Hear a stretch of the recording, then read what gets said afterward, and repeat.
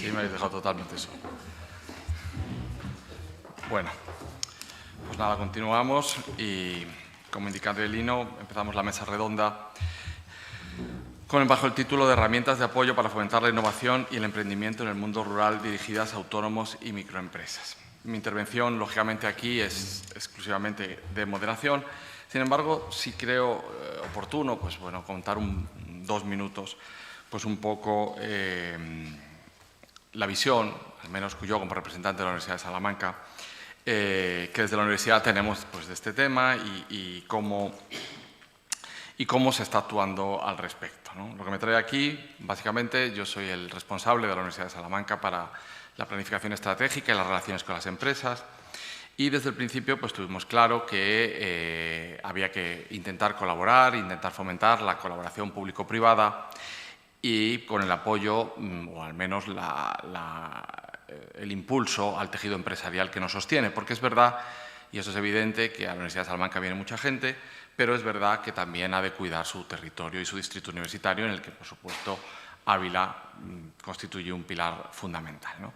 Entonces, desde esta perspectiva, hace 1 año y medio se fomentó, y esto ya lo informo por si seguramente a lo mejor no lo conocen, pero que sí está ahí, es interesante, se fomentó, yo fui promotor de la Cátedra de Innovación Empresarial, Escuela de Salamanca, que se firmó esta primavera y ha iniciado su andadura, y su papel fundamental es poner en valor la figura del empresario, es decir, en un momento en el cual escuchamos muchas cosas, hay mucho ruido y estamos hablando, y es verdad que hay que fomentar el emprendimiento, y luego encontramos cómo hay una cierta idea pues, de que el empresario es una persona, pues casi en muchas ocasiones, incluso el enemigo a batir, ¿no? Entonces, aquí yo creo que es muy importante poner en valor la figura del empresario, la universidad lo tiene claro y, por supuesto, como digo, hemos creado esta cátedra que ponemos a disposición de todos los empresarios del distrito universitario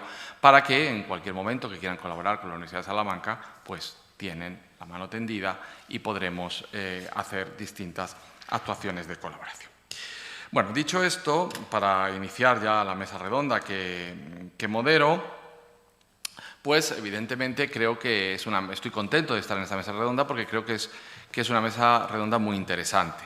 Hemos hablado de políticas, hemos hablado de las problemáticas general, pero hoy y ahora estamos sentados aquí con 4 mujeres que son las que se remangan todos los días para conseguir dentro de sus grupos de acción local pues este desarrollo rural que imagino no es una tarea fácil. Es decir, hoy en día hemos hablado de muchos problemas, se han hablado de mano de obra, de innovación, de muchas cosas, pero es verdad que me imagino que día a día pues, se van encontrando grandes dificultades para lograr este desarrollo.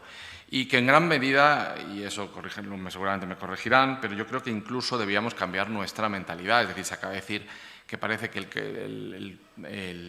el ámbito rural es un sitio bucólico, pero también es verdad que desde el punto de vista empresarial y desde el punto de vista del trabajo, la sociedad debe hacer un mayor reconocimiento de todas aquellas personas que se quedan en el entorno rural. Es decir, parece que si salimos del entorno rural estamos prosperando, avanzando, y si nos quedamos en el entorno rural, pues al final hemos fracasado o al menos no hemos sido capaces de conseguir otra cosa. Creo que esto es todo lo contrario, creo que hay que fomentar mucho el desarrollo rural y hay que pensar incluso cambiando la mentalidad que la propia sociedad, incluso el entorno rural, puede tener, la concepción que tenga de sí mismo. Es decir, yo creo que sí, y como digo, y lo hablo desde esta idea que enlazo con la cátedra que tenemos, pues sí creo que hay que poner en valor la figura del empresario rural en mucho mayor medida, ¿no? Entonces, bueno, vaya esto por delante y ya no quiero hablar más porque seguramente tiene mucho que contarnos, y voy a empezar a dar la palabra a las personas que van a intervenir en esta mesa redonda, que son los representantes de los 4 grupos de acción local que existen en la provincia de Ávila.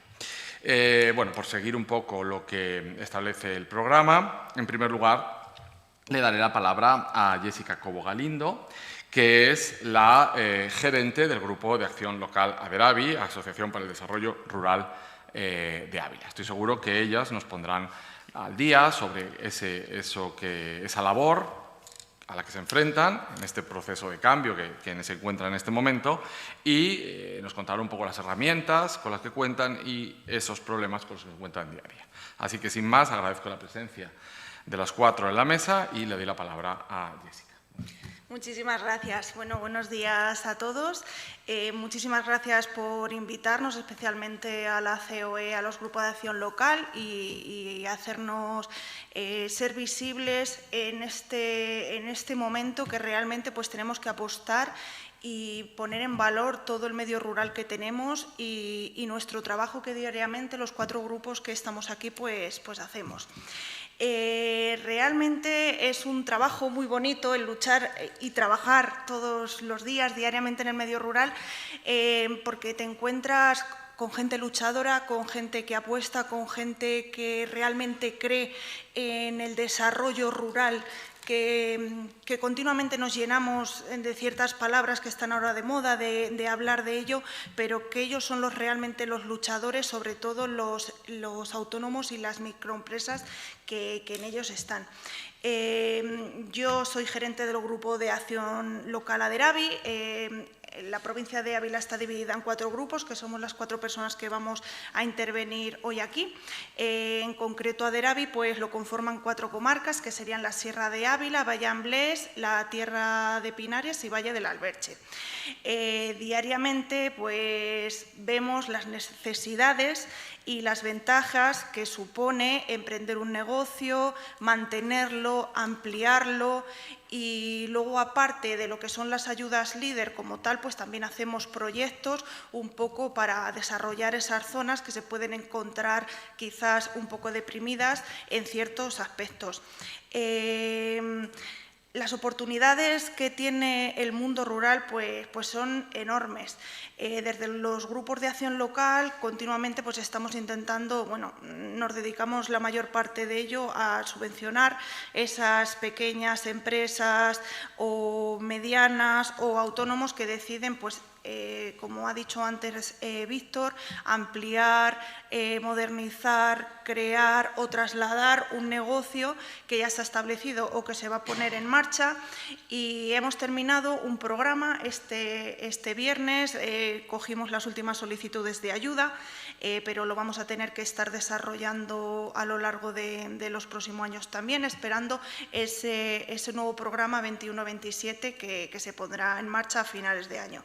Creo que es algo común el reivindicar que se aumente el porcentaje de ayuda que se le da a las empresas en la provincia de Ávila, ya que pues, todos sabemos las características que tenemos en el medio rural, la despoblación que hay, las trabas o los impedimentos de comunicaciones, conectividad, carencia de ciertos servicios básicos, y es un poco contradictorio que otras provincias que quizás puedan estar a simple vista más desarrolladas y que lo están, que tengan un porcentaje de ayuda mayor que lo que pueda suponer Ávila. Entonces reivindicamos que de cara al próximo programa ese porcentaje se aumente.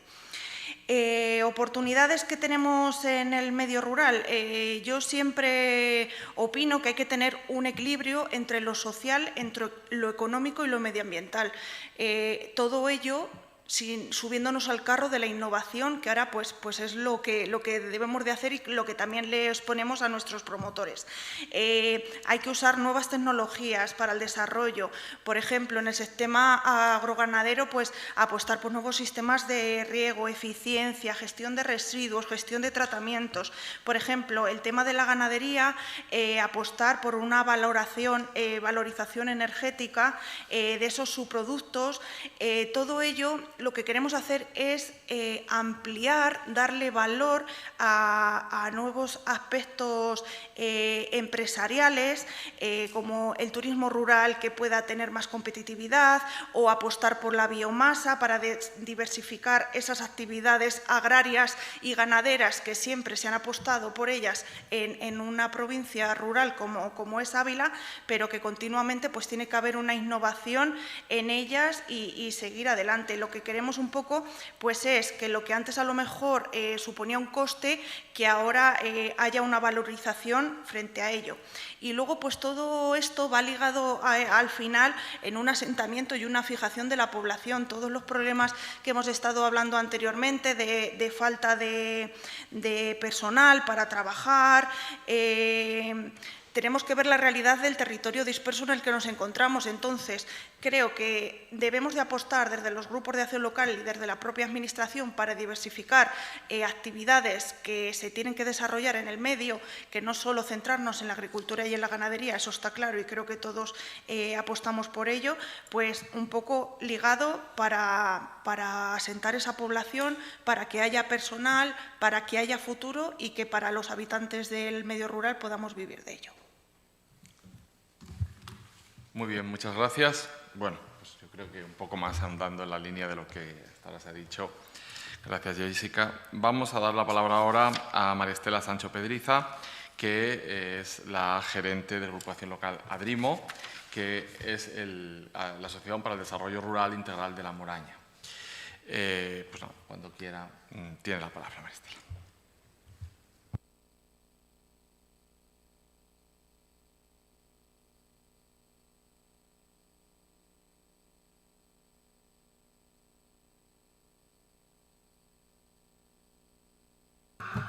Vale. Buenos días. Soy Estela, como ha dicho, trabajo en la Asociación para el Desarrollo Rural Integral de La Moraña, junto con mi compañero Juan Jesús, que lo tengo ahí, estamos ahí mano a mano trabajando. La comarca de La Moraña entiendo que no será muy diferente al resto de las comarcas de Ávila, ni al resto de las comarcas de Castilla y León, ni al resto de las comarcas de España. Sí que es verdad que hay diferencias entre unas y otras, pero básicamente nuestra comarca tiene 72 municipios, hay 22.000 habitantes que se nutren prácticamente de Arévalo, que tiene casi 9.000 habitantes. Entonces, el grosso de la población se lo da a Arévalo. De esos 72 municipios, hay 40 que tienen menos de 500 habitantes y 20 que tienen menos de 100. Entonces, con ese panorama, pues es con el que tenemos que trabajar. Si comparamos la densidad de población de La Moraña con la densidad media de Castilla y León, pues vemos que, por ejemplo, tenemos 13 habitantes por kilómetro cuadrado y la media de densidad de Castilla y León es 25. Estamos es menos de la mitad de la densidad media de Castilla y León. En el grupo estamos trabajando cuatro personas desde el punto de vista técnico. Tenemos una junta directiva formada por 17 entidades públicas y privadas que son representativas, representan ampliamente todo el territorio, y tenemos también una asamblea general de socios. Yo recuerdo todos los que estamos aquí hemos gestionado ya, este es el tercer programa de desarrollo que se gestiona y estamos preparando la candidatura para trabajar en un cuarto programa de desarrollo. Y allá por el año 2002, que fue cuando nosotros empezamos, con nuestro RAF, que es el responsable administrativo financiero, iba por la oficina el que era interventor de la Diputación de Ávila en el momento, al que le tengo gran cariño y gran respeto, que es José Antonio Familiar, ya fallecido. Y iba todos los miércoles a vernos y decía una frase que la repito mucho, pero es que la encuentro de una utilidad tremenda. Y él, cuando llegaba y nos veía con toda la mesa llena de papeles, nos decía: vamos a ver, tenéis que priorizar los problemas. Entonces, hay tres tipos de problemas. Los problemas que son urgentes y que es necesario solucionar de forma inmediata. Esos tienen que estar en una carpeta. Después hay otra carpeta para los asuntos que son importantes pero pueden esperar. Y después hay una tercera carpeta muy importante, que es la carpeta de los asuntos que el tiempo resuelve. Eso puede tener muchas interpretaciones, pero yo sí que algo que me gustaría comentar aquí es que yo me niego a pensar que el problema del desarrollo rural y el problema de los territorios rurales sea un problema que el tiempo resuelva. Porque normalmente cuando José Antonio me decía esa frase de los problemas que el tiempo resuelve es porque los dejamos ahí aparcados y el tiempo se encarga de ponerlos en su sitio, normalmente para mal, normalmente para olvidarnos de ellos. Entonces, más que la labor que hacen estos programas de desarrollo para evitar que los problemas de los territorios rurales sean aquellos del tipo que el tiempo resuelve, más allá de los datos cuantitativos de estos programas, que son datos objetivos como los puestos de trabajo creados, la cantidad de expedientes y de empresas que hemos estado tramitando, me gustaría hacer incidencia en que estos programas de desarrollo y lo hemos comprobado a lo largo de estos más de 20 años ya de gestión, que se han convertido en una herramienta de desarrollo eficaz y participativo y que han generado un proceso diríamos, de reflexión permanente de qué es lo que está pasando en el medio rural y que a lo largo de los años, a medida que pasa el tiempo, pues nos vamos dando cuenta de problemas como los que comentaba Víctor en su intervención y como los que ha comentado Avelino. Y eso sirve también para generar ese proceso de reflexión permanente y para hacer ver que también, yo creo que es uno de los objetivos que deben tener estos programas, que los problemas de los territorios rurales tienen solución.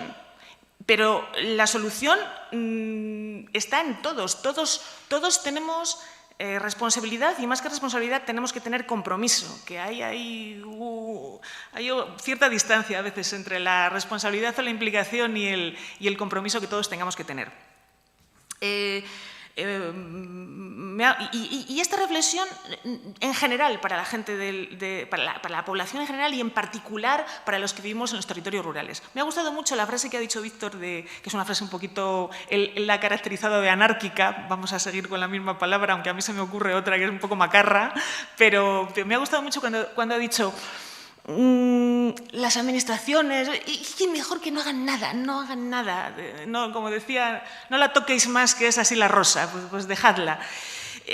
Justo ayer, fijaos, me llegaba una noticia de estas que saltan en el teléfono y de una experta en desarrollo rural con un montón de titulaciones. Y estaba hablando de la situación de los consultorios médicos, en los territorios rurales, que los médicos no querían venir a trabajar y tal. Entonces ella decía una frase que decía, bueno, denles 4.000 euros, verán ustedes cómo van los médicos a trabajar a los consultorios rurales. Hombre, yo creo que a cualquiera de nosotros nos dan 4.000 euros, no hace falta ser médico, todos iríamos a los núcleos rurales, ¿no? Seguía leyendo la entrevista y hubo un momento en que paré de leerla porque decía, fulanita de tal, nacida y residente en Madrid. Ya me desilusioné porque estas grandes soluciones y estas grandes respuestas que dan los grandes catedráticos y las personas muy formadas, luego chocan, como decía Víctor, chocan con la realidad y las necesidades del medio rural. Entonces sí que no sé si servirá de polémica o no, pero sí que me gustaría que luego comentásemos esta afirmación, ¿no?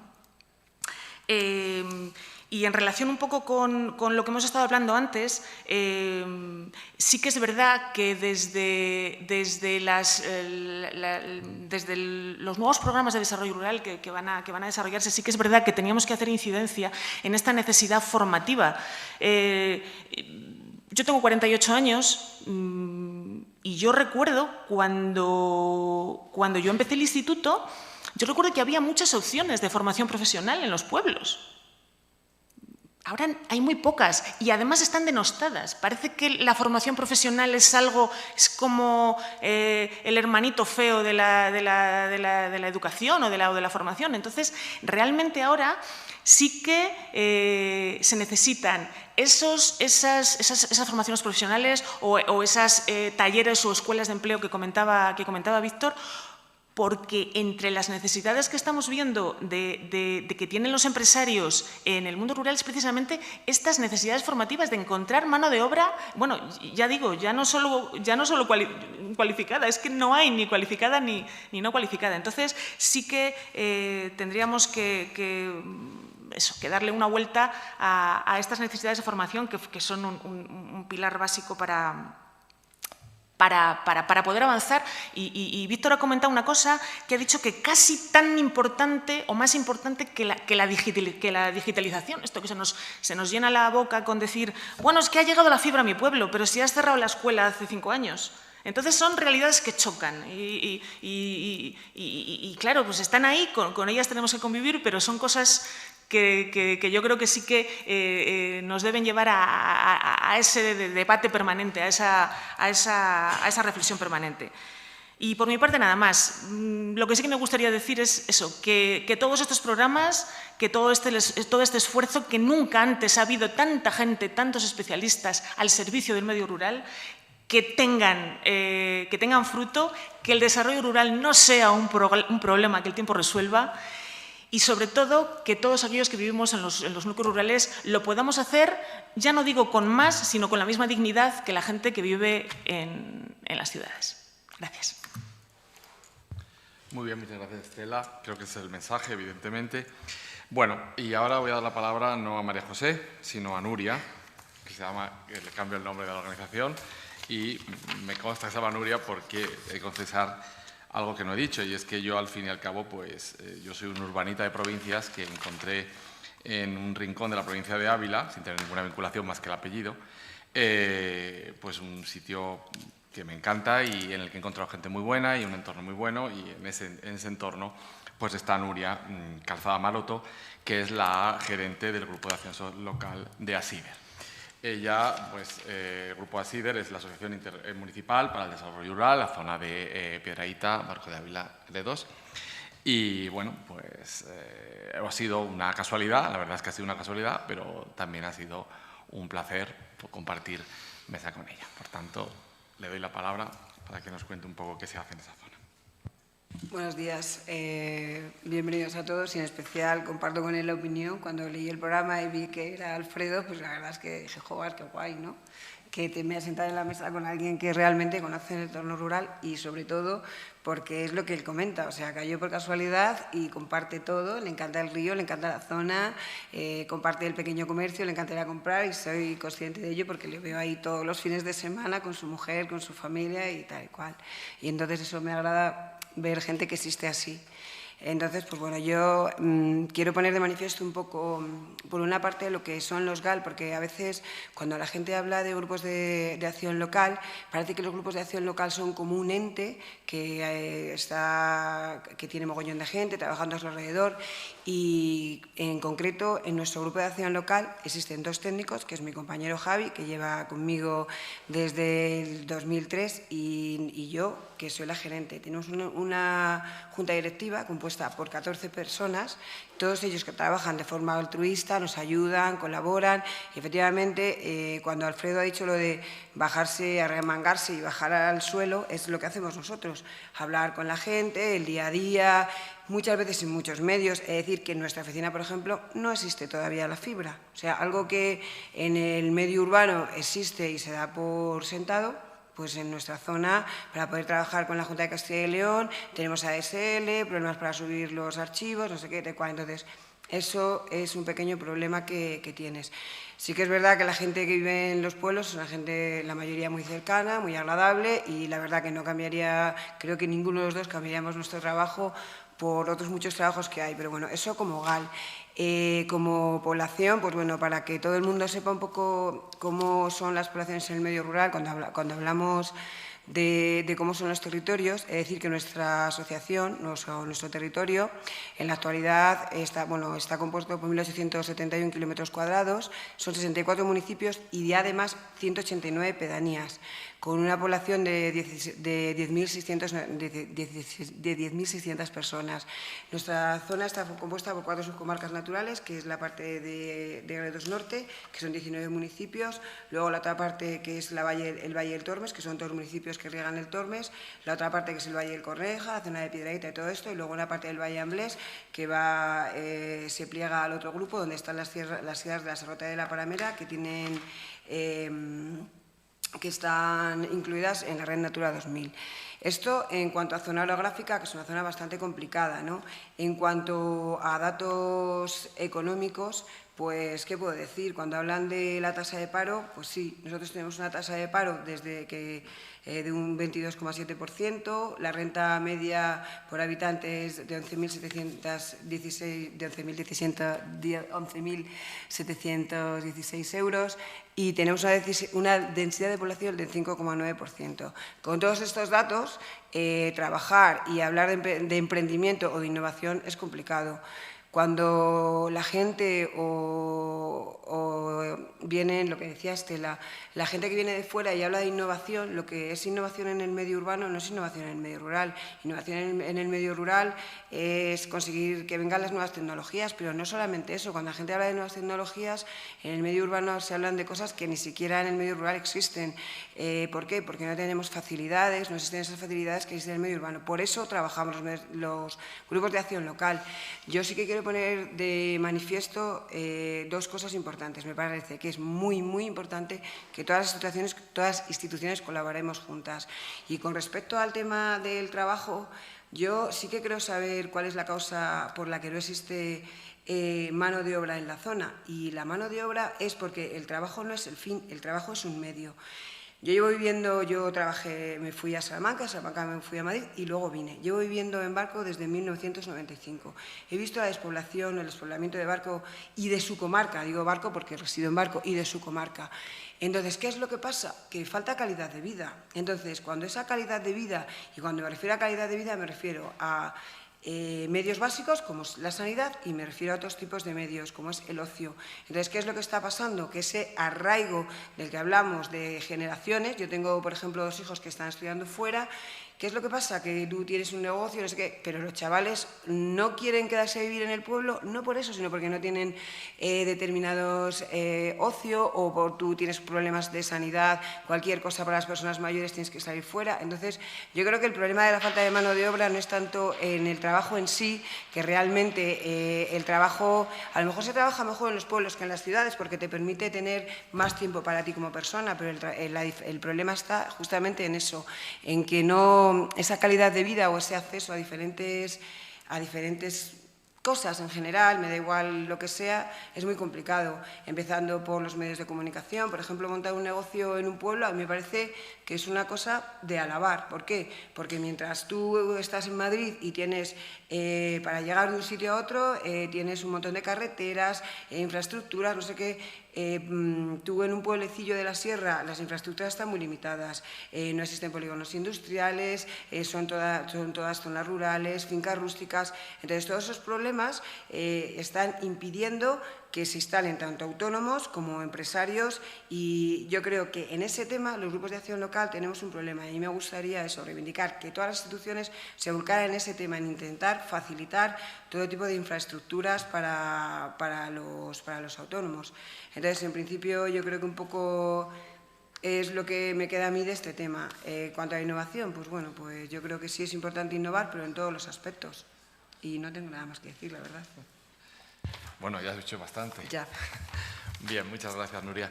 Pues nada, cerramos las intervenciones de la mesa redonda ahora con la participación de María Dolores Fernández Coronado, que es técnico del CEDER Valle del Tietar, que es el Centro de Desarrollo Rural del Valle del Tietar. Cuando quieras, tenga la palabra. Buenos días. Quería dar gracias a toda la organización y, antes que nada, pedir disculpas en nombre de Lorena Timón, que no ha podido asistir. Entonces, yo soy técnico, llevo la red PAME, trabajo en el CEDER Valle del Tietar y, bueno, desde una recién llegada, lo primero es lo que tengo es una gran admiración por uno de los problemas que han dicho de la falta de colaboración. El CEDER supone pues, la mayor colaboración que existe en todo el Valle del Tietar, que eso es poco menos que imposible. El que haya un grupo de personas que se reúna por un objetivo común es una cosa complicada y llevan haciéndolo desde 1995. Por nuestra parte, el funcionamiento es similar al de otros grupos de acción local. Hay 2 técnicas que llevan todo lo que tiene que ver con los fondos europeos, tienen que ver con las actividades que se desarrollan con respecto a la dinamización rural. Y bueno, y la verdad que están siempre a tope de trabajo.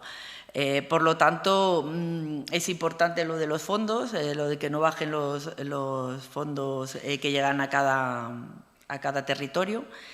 Y bueno, y decirles también que, que el Valle del Tietar cuenta con 24 municipios, que es una zona espectacular, privilegiada en cuanto a recursos naturales, sobre todo del entorno, que sí que es cierto que está insuficientemente aprovechada, y de aquí podría utilizar mucho desde el punto de vista de la bioeconomía. ¿Qué necesita? Pues muchas de las cosas que se han hablado, formación específica, es cierto que hay formación reglada, que en muchos casos suele ser lenta a la hora de adaptarse a las necesidades de los territorios en cuanto a emprendimiento o a empresas.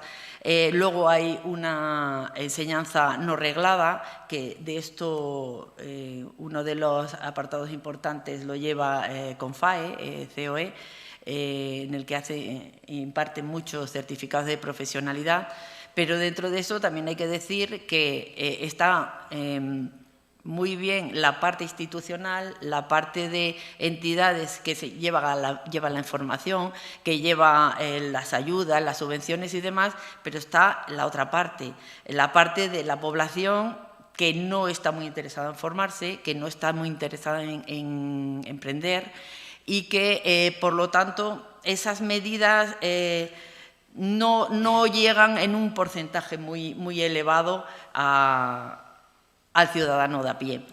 Y muchas veces tiene que ver con su propia actitud hacia el tema. También estoy de acuerdo en lo que decía Víctor Jolín, que es fundamental empezar desde la juventud. Por lo menos en los institutos, que creo que he generalizado, del Valle del Tietar, hay unas aulas de emprendimiento en el que están iniciando actividades que pueden ser muy interesantes. Pero yo creo que tiene que ampliarse más, porque estamos hablando de innovación y tecnología. Entonces, hay que pensar qué porcentaje de chicos salen de las instituciones oficiales con conocimientos importantes en nuevas tecnologías, conocimientos importantes en avances tecnológicos, que quieran emprender en estos sectores y que además reúnan las condiciones las zonas rurales. En concreto, en el Valle del Tietar, bueno, sí, se ha puesto la fibra óptica en determinados sitios, pero yo creo que no hay una sola población que no tenga problemas de conectividad, en el que no se cuelguen las redes. Nosotros hace poco teníamos un plazo para enviar una cosa y hemos estado 2 días antes que no teníamos internet.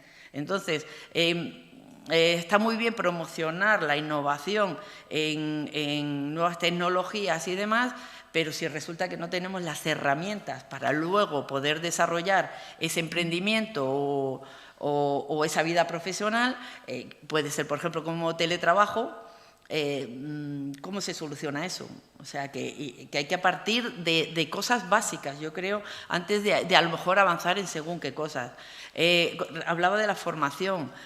¿Cuántos chavales saben con aspectos relacionados, por ejemplo, con la programación? O sea, si no saben manejar nada más que las nuevas tecnologías para conectarse a redes sociales y no para hacer trabajos, o sea, utilizar el ordenador para algo que no sea redes sociales, difícilmente van a querer emprender, crear una startup tecnológica o de innovación.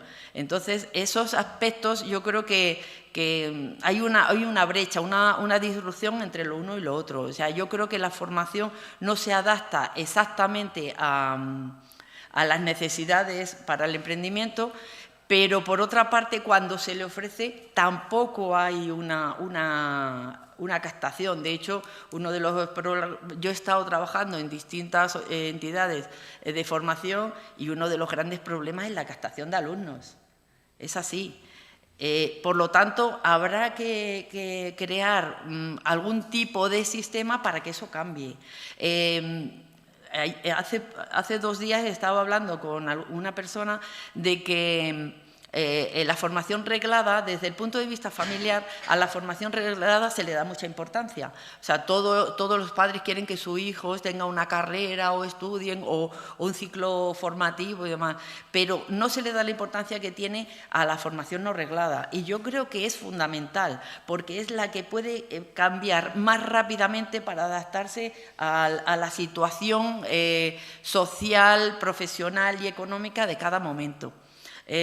Cambiar, por ejemplo, un ciclo formativo en un instituto, eso te puede llevar años. O sea, desde que el instituto quiere hacer el cambio, lo solicita, se lo concede, tal, pues a lo mejor hace que no se ajuste exactamente.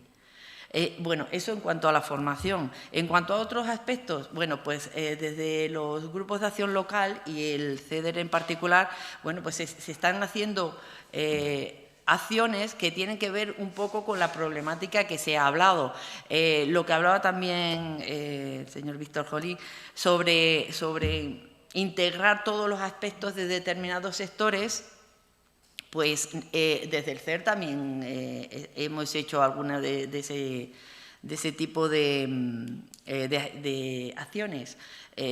Por ejemplo, el año pasado hicimos una jornada de agroalimentación y mujer en el que integramos todos los sectores, desde la formación, la producción, la transformación, la comercialización, y había representantes de cada uno de esos sectores, porque consideramos que es importante que se vean todos los aspectos. De hecho, uno de los problemas que suelen tener las empresas allí las microempresas del Valle del Tieta suele ser la distribución. O sea, son un montón de pueblos, la mayoría pequeños, excepto Arenas, Candeleda o Sotillo, que tienen una orografía un poco difícil. De hecho, una mujer que tenía un negocio, que tiene un negocio en Pedro Bernardo, decía que a ella le resultaba muy difícil que los proveedores le llevaran los productos. O sea que si resulta que se promueven, que se creen empresas y demás,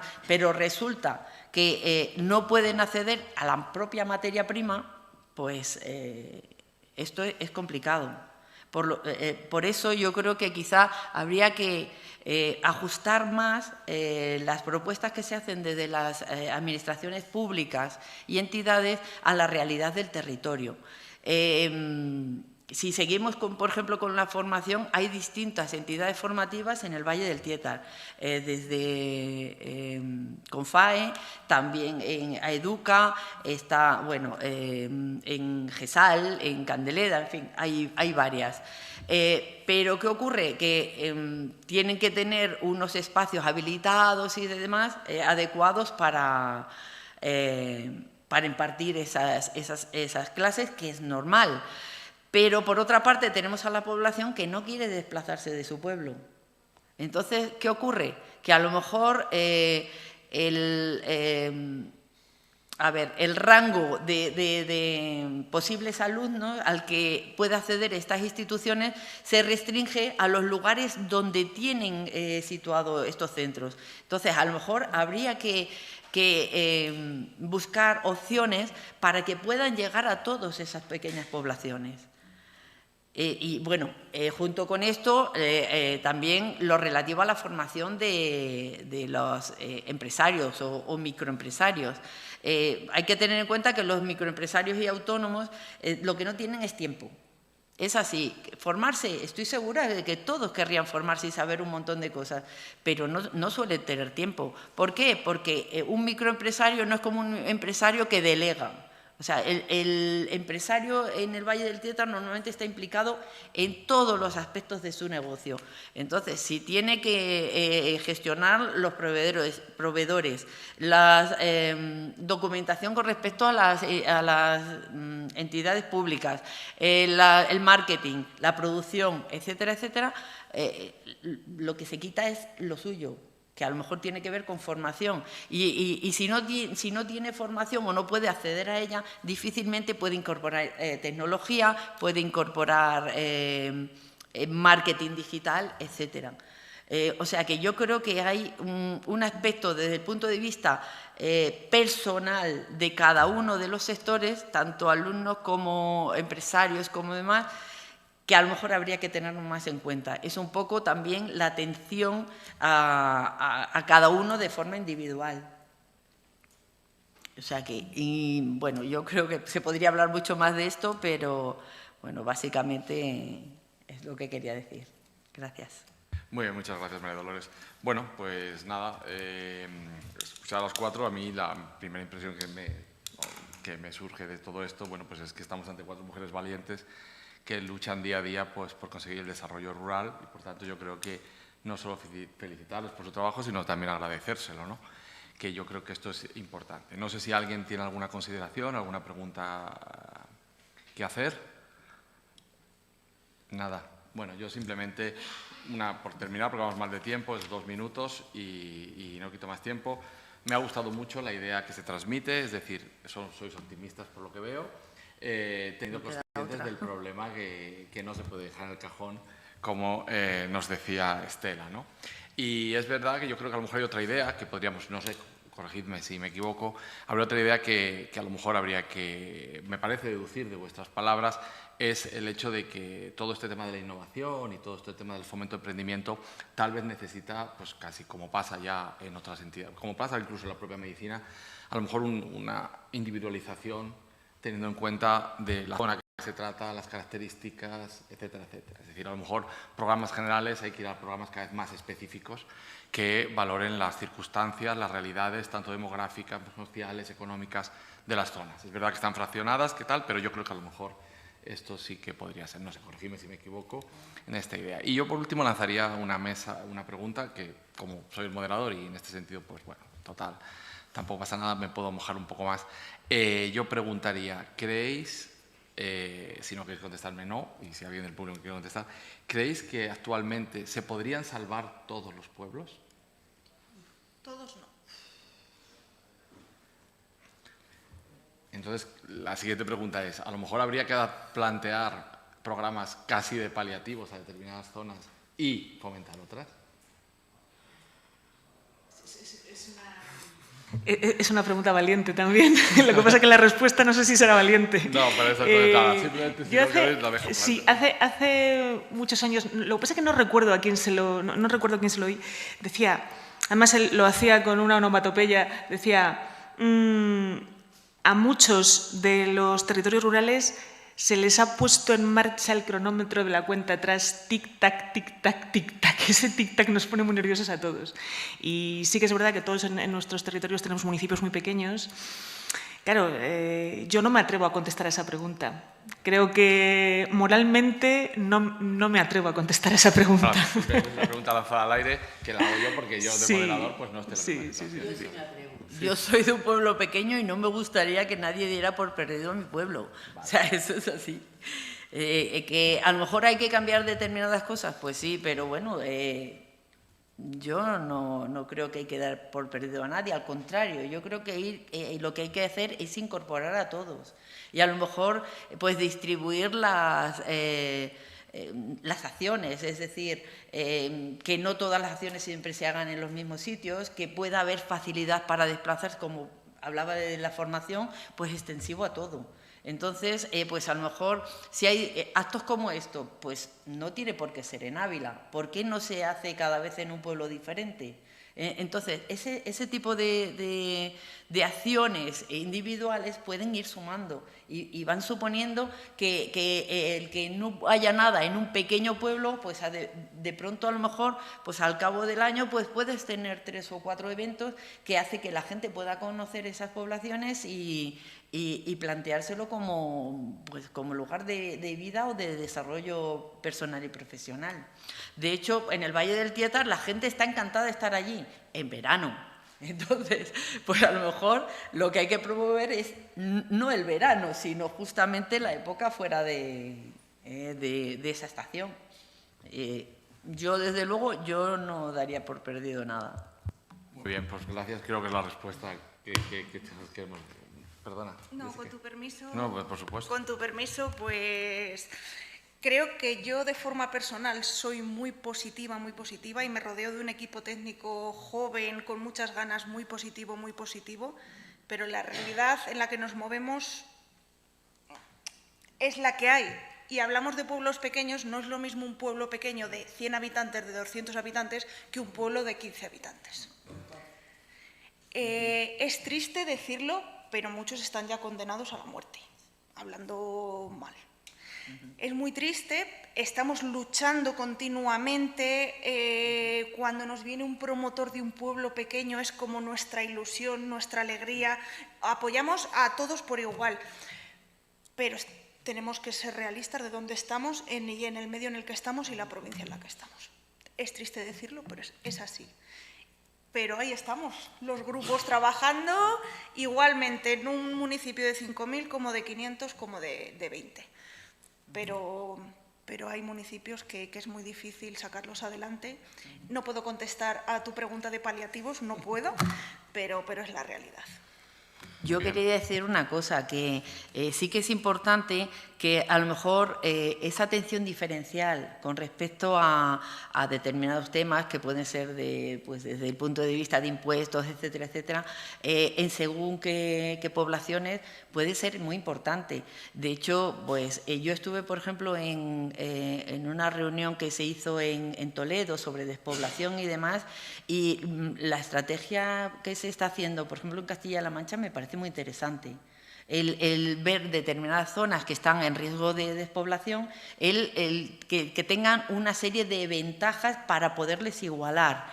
Pero desde todos los aspectos, ya no solamente desde las entidades públicas, desde las entidades públicas tipo Diputación o Junta de Castilla y León o el Estado, sino a nivel local, determinados municipios, pues que, vamos a ver, no puede ser lo mismo de un negocio que está en el centro del pueblo, sobre todo los que son más grandes, a otros que están periféricos. O, por ejemplo, si fuera aquí, lo que es Ávila Capital, no es lo mismo Ávila Capital que justo las zonas de exterior. Entonces, tener consideración a ese tipo de distinciones puede ser importante y, por supuesto, a los negocios que hacen pueblo. Siempre se ha dicho que en España un pueblo es todo lo que rodea un bar, por ejemplo. Pues muchas veces ese bar es el centro social, es el centro donde se dejan los mensajes, la paquetería, es el sitio donde a lo mejor hace además de tienda para atender las necesidades básicas. Han sido importantísimos en la época, por ejemplo, de pandemia. Pues a lo mejor hay que tener consideración en ese tipo de cosas para evitar que se pierda lo básico.